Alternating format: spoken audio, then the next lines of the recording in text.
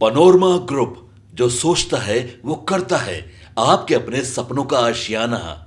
बिहार की सियासत से जुड़ी एक बड़ी और अहम खबर इस वक्त दिल्ली से सामने आई है। लैंड फॉर जॉब केस में राष्ट्रीय जनता दल की वरिष्ठ नेता और बिहार की पूर्व मुख्यमंत्री राबड़ी देवी को बड़ा कानूनी झटका लगा है। आपको बता दें कि दिल्ली की अदालत ने इस केस ट्रांसफर करने को लेकर उनकी याचिका को खारिज कर दिया है। अदालत ने इस फैसले के बाद अब यह साफ हो गया है कि राबड़ी देवी और उनके परिवार के खिलाफ चल रहे मामले की सुनवाई मौजूदा अदालत में जारी रहेगी। दरअसल यह मामला IRCTC टेंडर घोटाले और लैंड फॉर जॉब यानी जमीन घोटाले के बदले नौकरी से जुड़ा हुआ है। गुरुवार को दिल्ली स्थित राउज एवेन्यू कोर्ट में इस याचिका पर सुनवाई हुई थी, जहां प्रधान जिला एवं सत्र न्यायाधीश दिनेश भट्ट ने दोनों पक्षों की दलीलें सुनने के बाद फैसला सुरक्षित रख लिया था। इसके बाद शुक्रवार को अदालत ने अपना फैसला सुनाते हुए राबड़ी देवी की याचिका को खारिज कर दिया। राबड़ी देवी की ओर से पेश वरिष्ठ अधिवक्ता ने अदालत में दलील दी थी कि मौजूदा अदालत में उन्हें और उनके परिवारों को निष्पक्ष सुनवाई का भरोसा नहीं है। उन्होंने कहा कि अब तक जिस तरह से न्यायिक कार्रवाई संचालित हुई है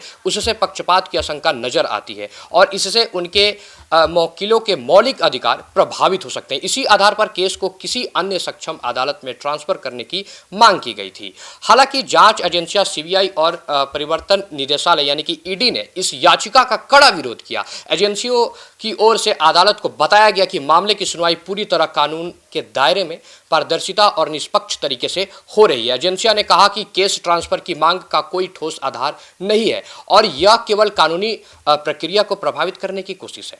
अदालत ने दोनों पक्षों की दलीलों को सुनने के बाद स्पष्ट कर दिया कि याचिका में ऐसा कोई कारण नहीं पाया गया जिससे केस को स्थानांतरित किया जाए।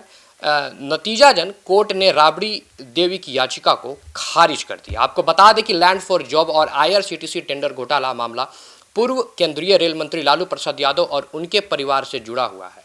आरोप है कि रेल मंत्री रहते हुए लालू प्रसाद यादव ने अपने पद का दुरुपयोग किया और नौकरी के बदले जमीन व फ्लैट अपने और अपने परिवार के सदस्यों के नाम पर रजिस्टर करवाए। इसी मामले की जांच CBI और ED दोनों कर रही है। अदालत के इस फैसले को लालू परिवार के लिए एक और कानूनी झटका माना जा रहा है। राजनीतिक गलियारों में भी इस फैसले के बाद हलचल तेज हो गई है, क्योंकि आने वाले समय में इस मामले की सुनवाई और तेज होने की संभावना जताई जा रही है। अब बड़ा सवाल यही है कि क्या यह फैसला बिहार की राजनीति पर भी असर डालेगा और क्या आने वाले दिनों में लालू परिवार की मुश्किलें और बढ़ेगी। इन तमाम सवालों पर हमारी नजर बनी रहेगी। फिलहाल इस खबर में इतना ही। मैं अंकित और आप देख रहे थे सिटी पोस्ट लाइव।